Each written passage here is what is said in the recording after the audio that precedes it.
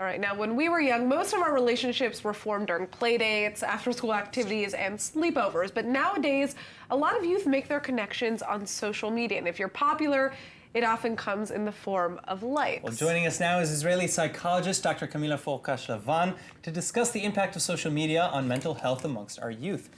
Thank you for being with us. Now, Thank you. Bullying has always existed. It's age-old. But how has it changed in the age of social media and technology? Okay, it's always been a problem, yes, and it's always is a problem. Doesn't matter where it happens to be, yes.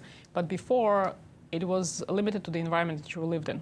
Your school, maybe it sometimes would escape into the neighborhood where you lived. Now there is really no way to run away from it. So like if a child will move from school to school, they will find the child there because of WhatsApp, because of social media, because of Facebook.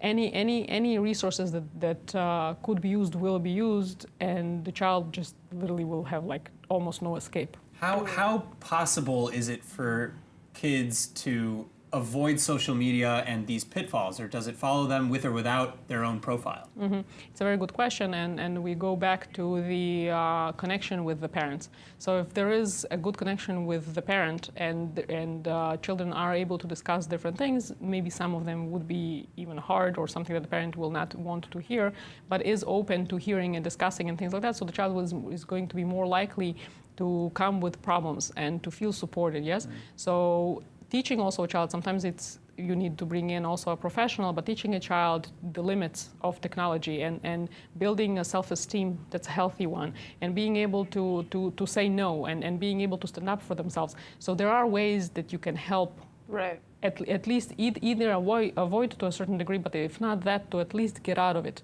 You just need to, if you see that it's not happening one-on-one by yourself, do go to a professional because it's a really serious problem. Now, it's interesting because I feel like most people say that the younger generation is more superficial. I mean, that's kind of just something that has happened over time. But there are a lot of young people who might find themselves lonely in real life. Mm-hmm. Or with less social skills. Yeah, and mm-hmm. with less social skills, and find that they bloom online.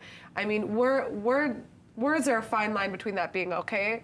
Is it okay to just exist as a person on social media alone without having to kind of build those social interactions, or can there be a balance? So one of the reasons that I feel is there is this difficulty of social interaction because you don't really have the social interaction a lot of times, right? So if there's to begin with like a little bit of anxiety or a person feels a little bit shy or uncomfortable, yes, now he has a way to escape somewhere and to create a virtual reality in a way, yes, right. Virtual friends that they're sometimes really aren't friends.